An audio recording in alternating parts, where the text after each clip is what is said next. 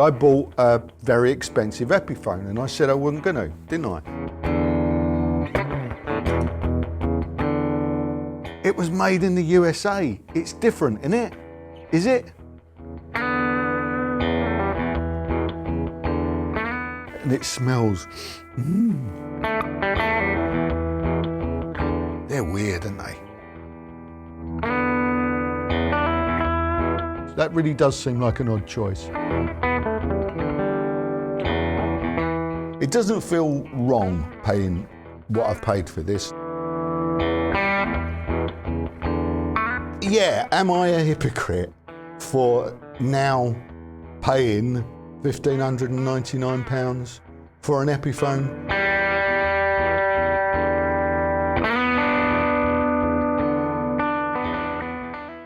Hello, thanks for joining us. Welcome to the Guitaristas. So we're back this week with a full review of a guitar chosen by you. If you saw last week's little film, you'll know I showed you 5 guitars and asked you to vote on which one you wanted to see reviewed first this week. Here are the results. Amazing response. Thanks to everyone that voted. Had 2,400 votes at this count. And the results, as you can see, are as follows. 22% for the Maybach, Epiphone Coronet, 38%, the Guild Polara Night Edition got 15%, the PRS SE Soap Bar 2, 16%, and the Fasley Outlaw Coyote, last and definitely least, at 8%. So yeah, the Epiphone Coronet USA is the clear winner. So that's what we're going to do, as promised, and here it is.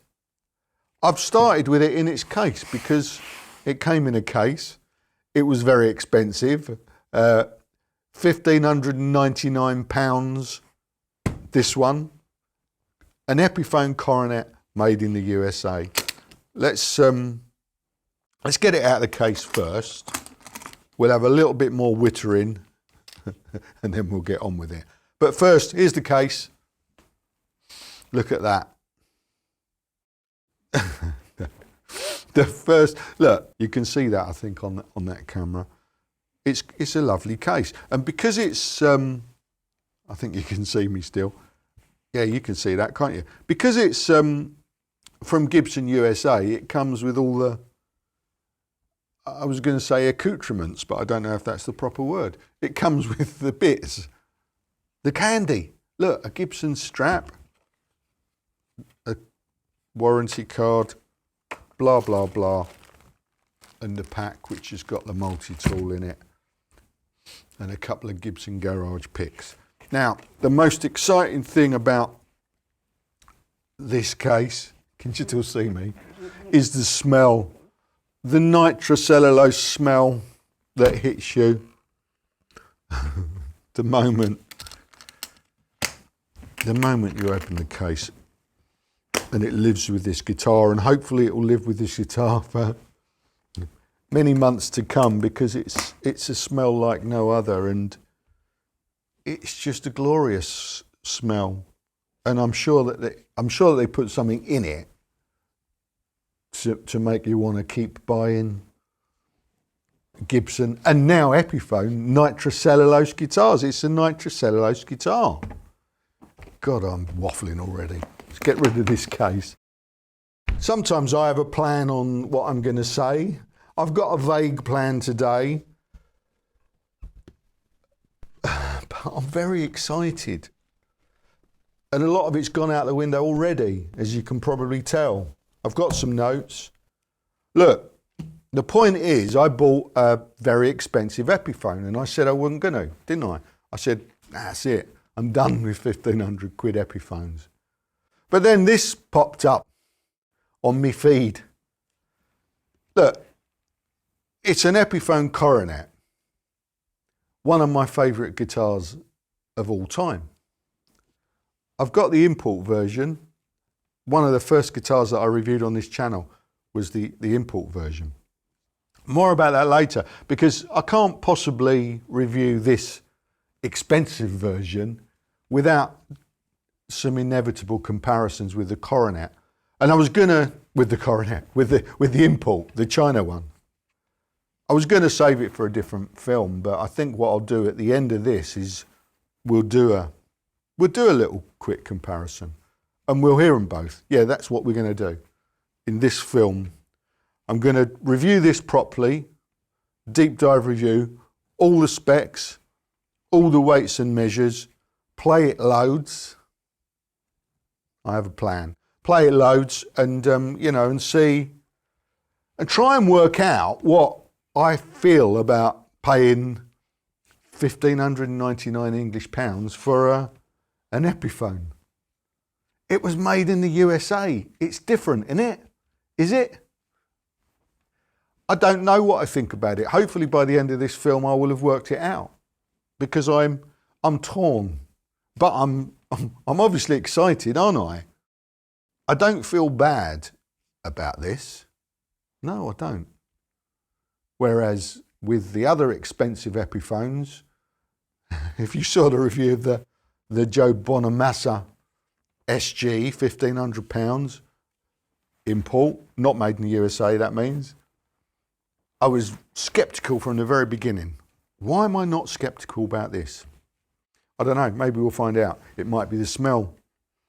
It might be that it's that it's finished in nitro-cellulose. Yeah, it might be the drug that they put in the nitro. Anyway, look, I'll get on with it.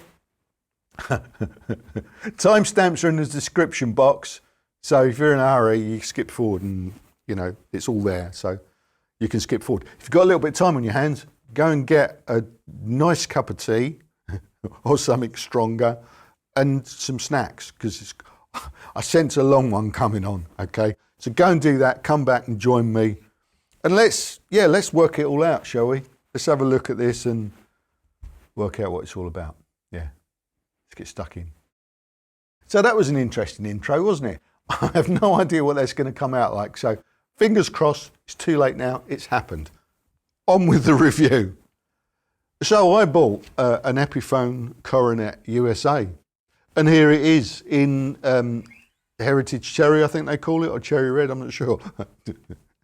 I should know what colour it is. Heritage Cherry, I'm going to go with that. And yeah, it's made in the USA back in, well, I nearly said Kalamazoo then, but it's not made in Kalamazoo now, is it? It's made in Nashville. But the history of the Epiphone Coronet is it was originally made in the USA. When Gibson took over, when Gibson bought Epiphone, the Coronet was one of their first original solid bodies under the Epiphone brand. Made in 1958, 1959. That was the first Epiphone Coronet. And this is it's inspired by that original. It's slightly different. It's got the square shoulders, that's right, isn't it? It's got the right shaped scratch plate. It's got the right non-compensated jaunty angle smooth tailbridge. It's got the, they call these carousel knobs. It's got them weird looking knobs.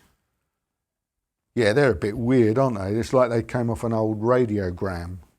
They probably did in 1958, 59. It's got the right headstock.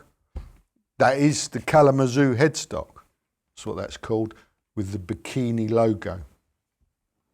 So it's got all that, but it's got a P90 pickup, which differs from the original. The original 58, 59 Coronet had a single coil, and it was a single coil. Yeah, this is a single coil, but it had a New Yorker pickup, which looks slightly different. So here's a picture of what that looks like. It's a single coil. It was, that particular type of pickup was inherited from, with all the Epiphone parts. When Gibson bought Epiphone, there were some parts left over and included in the sale, and a bunch of New Yorker single coil pickups like that. So they used them up on stuff before, and then when they ran out, they started putting their own design P90s in their place. It was just the 59 version that had the New Yorker pickup. Fairly short-lived. When they ran out, they started fitting P90s, but they fitted the dog ear P90. Here's a picture of a 59 version with the P90. You can see it's got the dog ear P90 and a different shape full pickguard. Like this one, which is really known as the 1960 variant, where they also changed the body shape and put rounded shoulders on it. So dog ear P90, big pickguard, round shoulders. This is 1960. And this, of course, is my import version. We'll dig this out at the end and we'll do some more comparisons, okay? But cracking on now, the Coronet, of course, is a wonderful guitar in whatever guise. You know, there are all sorts of different shapes as it evolved over the years. This is the first one, the 59, and I love it. Played by one of my favourite rock stars, Steve Marriott. It's what a fantastic voice, that voice, and the tunes. You know, Humble Pie. I don't know what happened there. Humble Pie and the Small Faces, of course. And today's playing is going to be very much inspired by Steve Marriott. So, yeah, Steve Marriott, in fact, played a Dwight branded version. I don't know why I'm pointing to this because it had a D on the headstock. And it was branded Dwight, and it was made by Gibson Epiphone under the brand Dwight for a particular distributor, I think, in the States in 1960 or whatever. But anyway, yeah, Marriott, other famous players.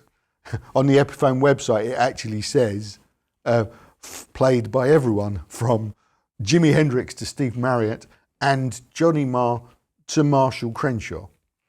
I think, you know, no disrespect to Marshall Crenshaw, not a massive guitar god, done some great stuff, not massively well known. So I think they were, I think, you know, slim pickings is what I'm trying to say. Slim pickings to famous people that are known for playing a Coronet. Although, you know, various people did. I think Townsend played one briefly, and some other people, I'm sure you'll tell me who I've missed. Please do.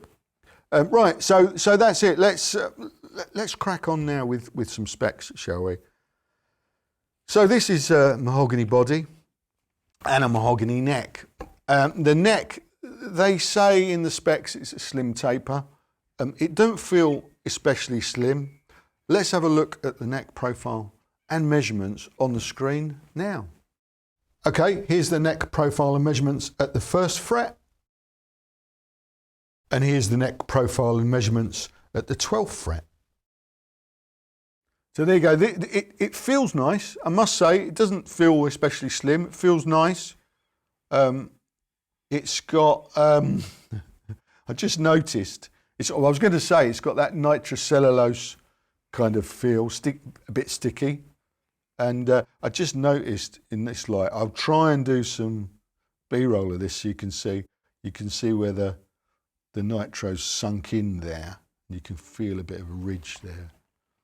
And the same here. It's a lot worse there, actually. You can see. I was going to say orange peel. It sort of looks a bit orange peely, but it's just on the edge of the rosewood fingerboard. Did I tell you? It's a rosewood fingerboard. Now, that's a big plus for a lot of people, isn't it? Look at that. Looks nice, doesn't it? Medium jumbo frets. We'll have a close-up look at those in a second. We take the strings off. First, before we do that, let's weigh it. Right, here we go. It's going to be light, isn't it? Let's see how light. £5, 14 ounces, which is, of course, it's 2.68 kilos. That'll do.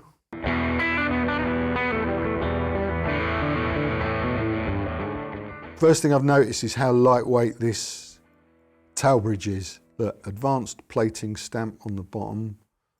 I think that's the Gibson one, isn't it? Very light, look. 36 grams. That's light. That's cool. Yeah, lovely rosewood fingerboard. I think medium jumbo frets. I'm not sure it said. They're fairly well cleaned. I don't know if I said this actually, but I actually got this from the Gibson garage in London. I went in there and bought a t-shirt and saw this. They were really helpful actually, the guys in there. They were really good. Downstairs in the Epiphone bit, got it out for me, let me have a good old play. And they of course set them up properly in there. They're all guitar pros in the Gibson garage. You'd expect it to be well set up, and it is. And there's no sharpness on any of the frets there. Here's a close-up look at those frets. So all good here. It's got a Graphtec nut on this. And the tuners, now as you can see, they are actually branded Gibson Deluxe tuners. They've got the white plastic buttons. I mean, a slight disappointment for me that, to be honest with you, because the original would have had the 3-in-a-line Cluson Deluxe style tuners with white buttons and press-in bushings. That's what I mean there. These have got, they got nuts on. See that? Whereas the original would have had, I'm just going to quickly show you this, something like these, which are this is the import one, which is better for my money. And these are branded Epiphone Deluxe as well. That seems like an odd choice. That really does seem like an odd choice. Putting Gibson Deluxe branded, not really correct tuners on this. Comments below. But apart from that, it's a doozy. It looks good and it smells. Right, so that's that. That's that. Let's take a pickup reading. Carousel knobs on full. They're weird, aren't they?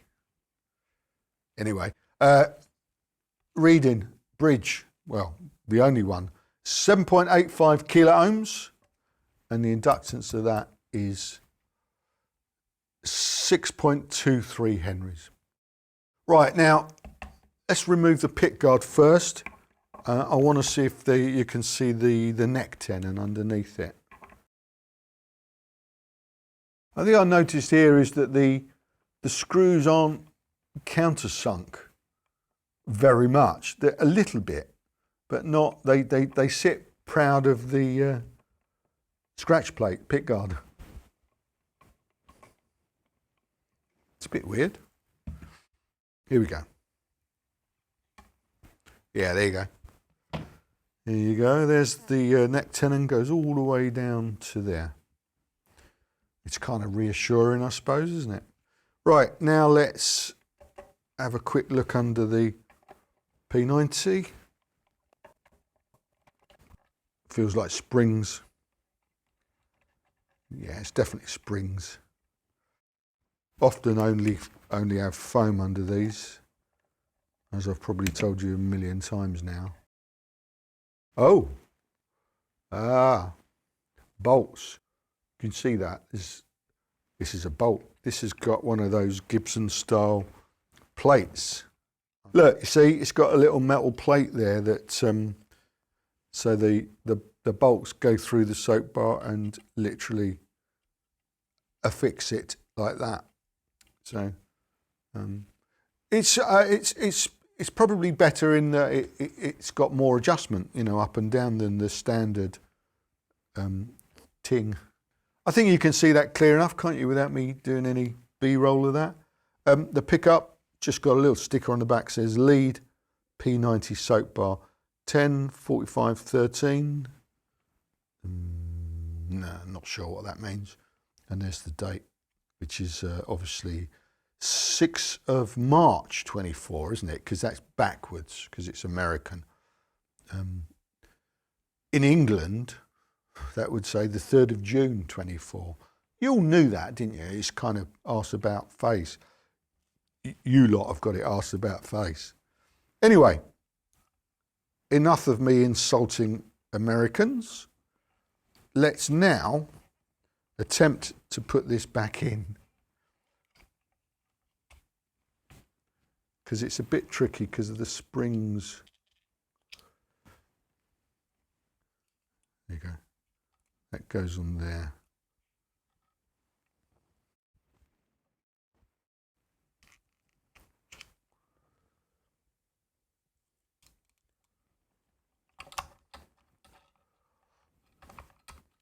And then it's just a matter of us,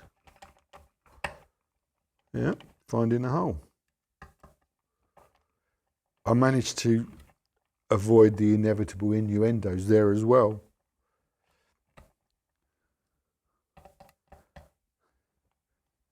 You make your own jokes up, it's okay. Okay. Right, we'll put the guard back on and adjust the height of that in a minute. First off, let's have a look inside the control cavity. Here we go, a 0.22 orange drop capacitor, Gibson branded pots. They will be, I'm pretty sure they will be 500k in this. More often than not with P90s, they use 500k pots these days. There you go, that's all there is to see there. So, oh, and I nearly forgot the truss rod on this. It's got the Gibson style bell end adjuster, you know, the nut, as opposed to the hex key ones like all the import guitars have. What we'll do now is we'll put it all back together, put a new set of strings on, and see what it sounds like. See you in a minute. Right, here we go. We'll start with it rolled off a little bit. The same rig as always, Princeton 65, same pedals as always, the good old soul food and the rat. And if I use them, you'll see. Right, yeah, roll it off. 7. These knobs, these pointy knobs are great. Look, you can see exactly where you are. So that's probably about 7. Tones fully up. I'll play a little bit and I'll muck around with the knobs a little bit, and I think I'll muck around with the pedals because it's obviously only got one pickup this, so you're limited in what you can do here. So I'll probably do a little bit down there. Okay, let's see what happens, shall we? Right, here we go.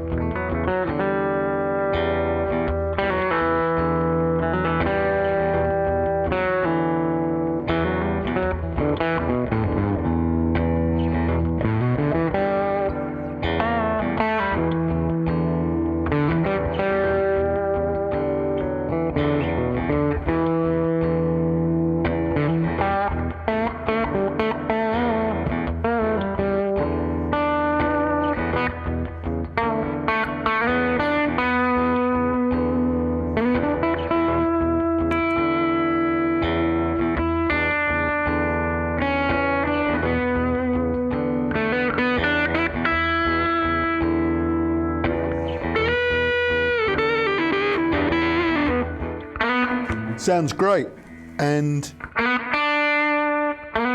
the controls all work really well.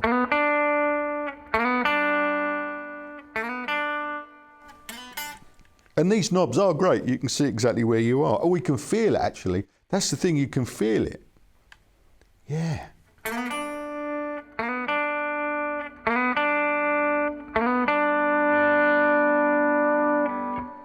And the tone.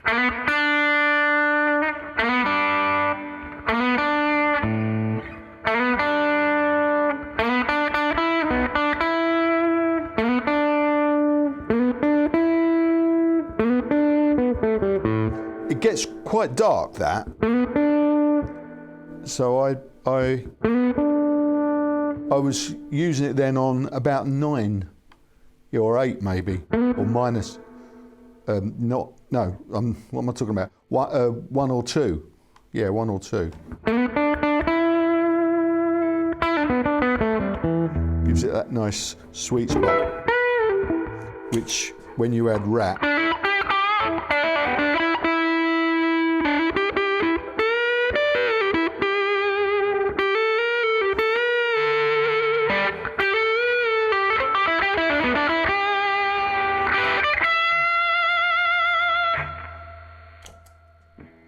but the import is good as well. I'll show you quickly.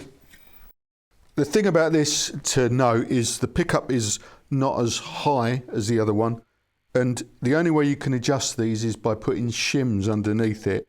And I bought some, and I was going to shim it before I did this, but I can't find them anywhere. So it's probably a good millimetre lower than the other one, but it still sounds pretty good.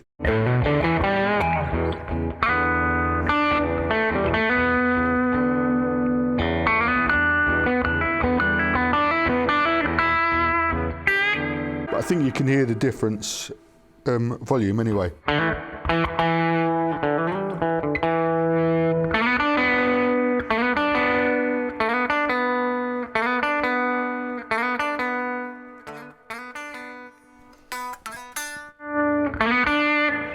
Tone.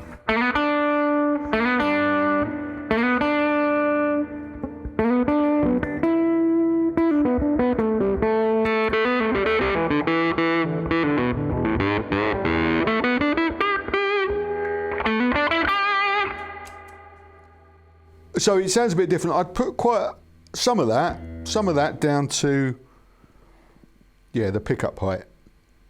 You know, there's not a massive difference. I think the other one does sound better. I think the other one sounds better. But yeah, I mean, I'd be interested to shim this. I might do another experiment another time. But for now, the one we're here for is this one, isn't it? Just notice it's got a side jack input as opposed to a front one on the other one. I just had to check then. Here we go.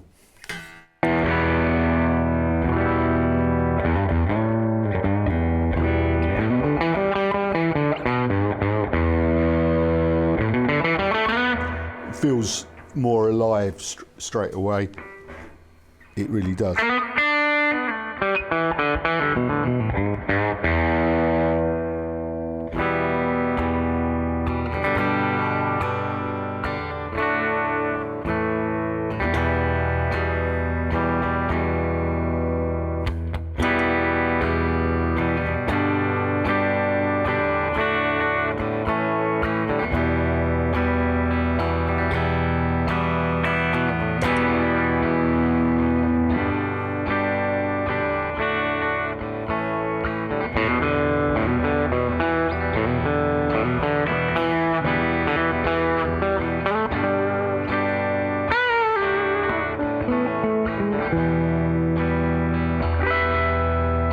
So there you go, that's what the expensive one sounds like, and a little bit of the cheap one as well.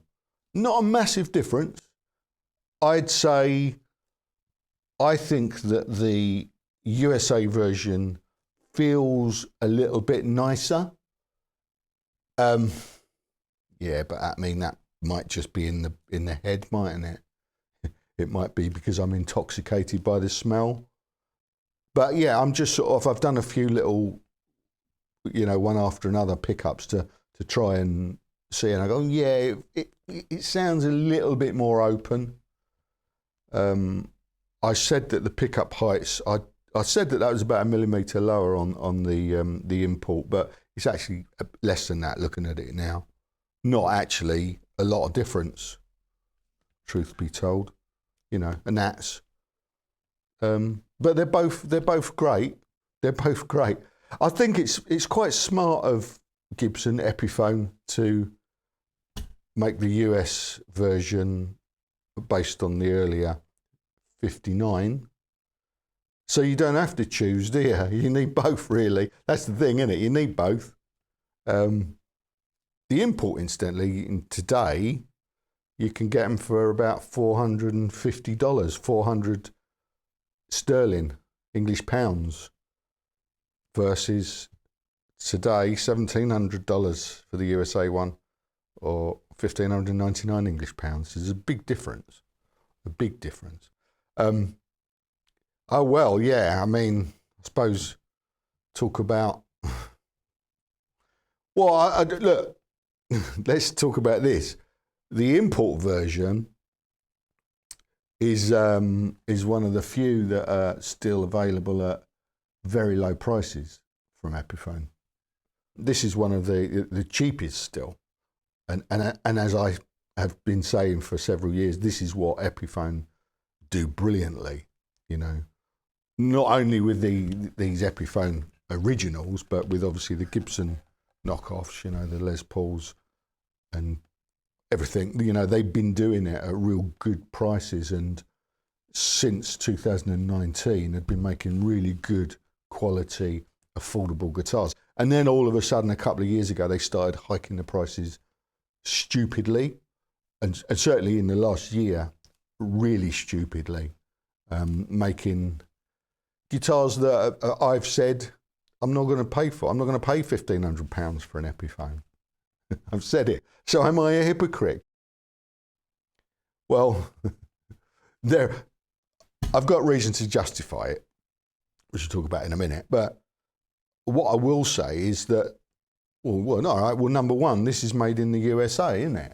So it's not a, nearly threw that on the floor then. It's not an import. It's not made in China. Well, you know, they're currently made in China. It's not made in China. And as we all know, labour costs in the USA are a lot more expensive than they are in China. That's why they moved Epiphone offshore in the first place. In case you didn't know this, Epiphone was a brand bought by Gibson, and they carried on making these things, and in fact the Coronet, until 1970 in Kalamazoo, and until 1970 when they shipped it offshore, first off to Japan, and then Korea and blah blah blah, Indonesia, and now they're currently made in China.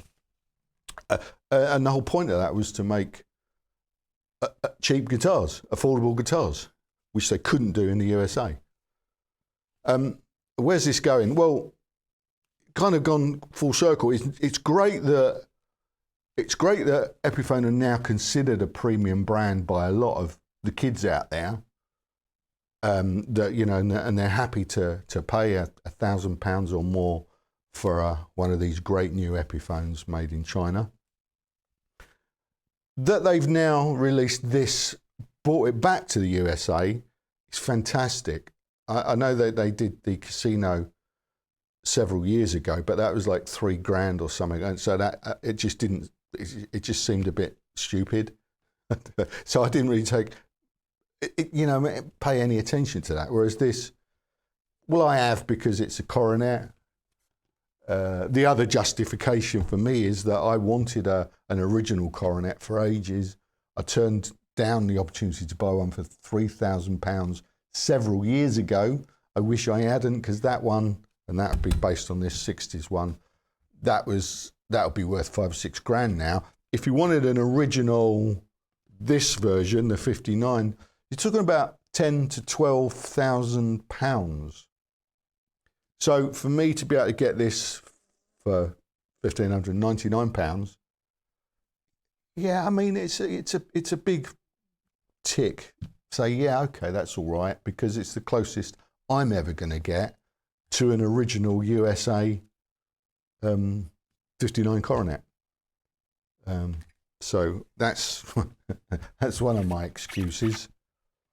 But going back to what I was saying, the fact that they're now knocking this out for £1,599 made in the USA, it kind of raises a question mark why they're charging that amount for some of the Chinese-made Epiphones. I know some of you will say, oh, well, it's only got one pickup in it and one bit of metal. But, you know, those things don't cost much, do they? I mean, people go, oh, it's got burst buckers and they'll cost $100 or whatever. Well, they don't, do they? They don't cost $100. They will if you want to buy one. They cost about $10 probably to make, less than that probably. So I'm not buying that. I'm not buying that it's a sum of its parts, as people are very often saying. You know, they do the sums, don't they? Add it up. Oh, it's got a case, it's got this, it's got that, and you know, if you wanted to buy all those parts, yeah, whatever. You know what I'm saying? I do think that Epiphone are charging way too much for a lot of their import guitars nowadays. And it's good to see online that a lot of them are, you know, the prices are now dropping quite dramatically because they're not selling. I've just been looking at the Adam Jones Les Pauls, and there's like, you can get like 30% off of those now online, and I'm seriously tempted, to be honest with you. But anyway, so yeah, am I a hypocrite for now paying £1,599 for an Epiphone made in the USA, when I've said I won't pay £1,500 again for an Epiphone that's made in China? Well, you tell me. I don't. It feels different to me. It feels right because it's made in the USA. It's made from, well, it's got a proper rosewood. I was going to say premium materials. I can't, you know, discount the fact that the import guitars are made from premium materials, but it's got a laurel fingerboard and not a rosewood fingerboard. And the electronics are broadly the same, actually. Although that's Gibson branded pots. These are CTS branded pots, and they work fine. So there's nothing to call there. The pickups, I didn't measure them, but you know, honestly, the difference between a Gibson P90 and an Epiphone P90 Pro is minimal. The necks are slightly different.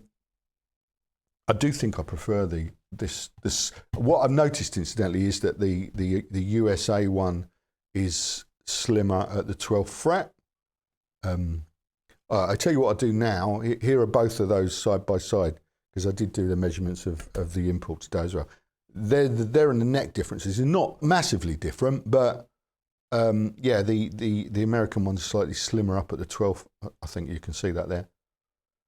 The other thing, of course, is that the import's got the proper tuners on, whereas the US one, they've whacked Gibson Deluxe tuners on, which is a bit daft. I don't know how those decisions are made. It seems crazy.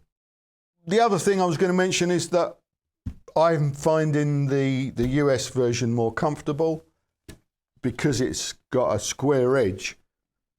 It tends to sit more comfortably, it's a bit like a Telecaster, really, whereas the import there's a lot of slippage going on. I kept on having to do that. So yeah, what else? Well, the other thing I was going to say was that price-wise in today's market, okay, this is definitely too expensive. The Epiphone USA Coronet is too expensive, I reckon, by about £300 or £400. I think a reasonable price would be, yeah, $12.99, in line with the street price for the Les Paul Junior, perhaps. I look back, when this was launched in 1959, it was $120. Okay. Add inflation, bring that forward to 2024. You can Google this yourself. That adds up to approximately $1,200. Okay. So about 10 times. So that would be, I think that would be about the right price. But you know, there's mad stuff going on at the moment, and everyone's hiked the prices of all their guitars. So that £300 or £400 increase is just kind of across the board. I suspect that in 6 months' time, you'll be able to pick one of these up for £1,299 or $1,400 or whatever. And, you know, if you're a bit more patient than I am, I had to get this straight away. So as I said, I went into the Gibson garage and they had two. So I thought, I'm not going to risk it going out of stock everywhere. So I bought one. And looking online, there are not many around, not in this colour anyway. I think there are some ebony ones, if you fancy picking one up. So I'm going to put it back in its case later so it retains that lovely nitro smell for as long as possible. Anything else? Well, no, I don't think so. I think that's quite a lot of wittering, wasn't it, that? There you go. That is my review of the brand new Epiphone Coronet USA. I love it, regardless of, you know, anything. It doesn't feel wrong paying what I've paid for this, like it did when I paid £1,500 for the Joe Bonamassa SG. It didn't feel right. One, because it shouldn't have Epiphone on the headstock. It should say Gibson on the headstock. And I suppose that's just such a massive part of it, isn't it? I profoundly said earlier in something that I cut, what you feel about a guitar is what you feel about a guitar. Doesn't make any sense at all. But I guess what it means is if you like it, that's all that matters, really, isn't it? Whatever you paid for it, don't let anyone, least of all me, tell you it's the right price or not, because it's entirely up to you if you can afford it. If you can't afford the Coronet USA, but you fancy a Coronet because, well, they're fucking cool, okay, get this one because it's brilliant. So there you go. That's it for this week, folks. That was my review of the Epiphone Coronet USA and some of my meandering thoughts about stuff. I don't know if it made any sense whatsoever.